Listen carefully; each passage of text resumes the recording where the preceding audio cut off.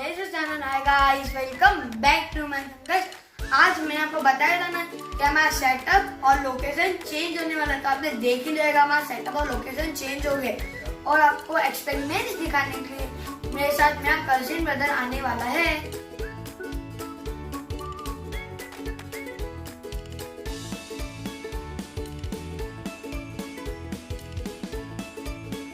जैसा कि आप देख सकते हैं, मेरा भाई आ चुका है।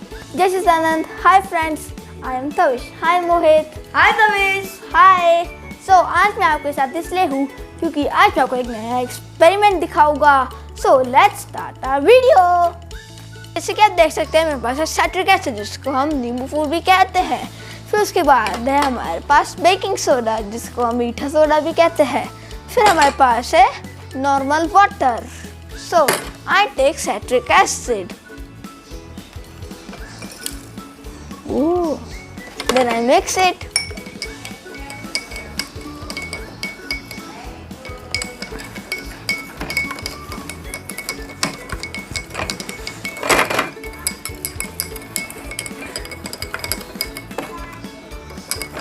Huh.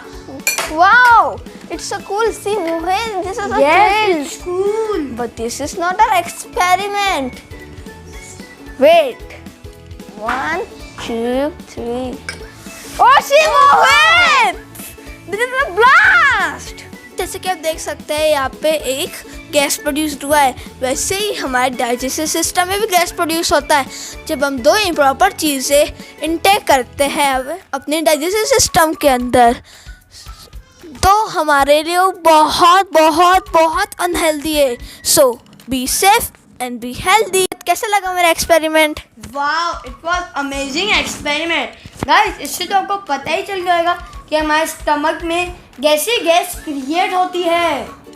गाइस, अभी स्टार्ट करते हैं हमारा सेकंड एक्सपेरिमेंट। तो let's start our experiment. So guys, इसके लिए हमें लगेगा एक bowl of salt and water, room temperature water, and 1 potato. Now we will put our potato in our water. Now it's not floating, so we will float. Now we will put 4 spoon of salt. 1, 2,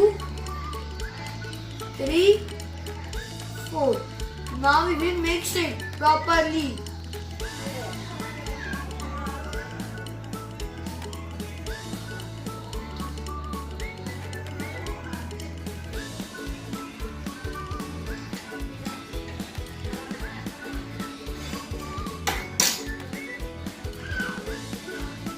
As you can see, our potato is floating. Wow!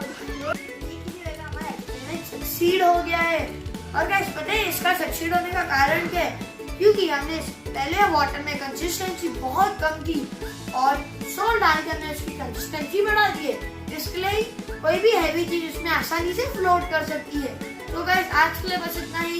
जय Sachidanand. Like, comment and share the channel. This is Anand. Bye.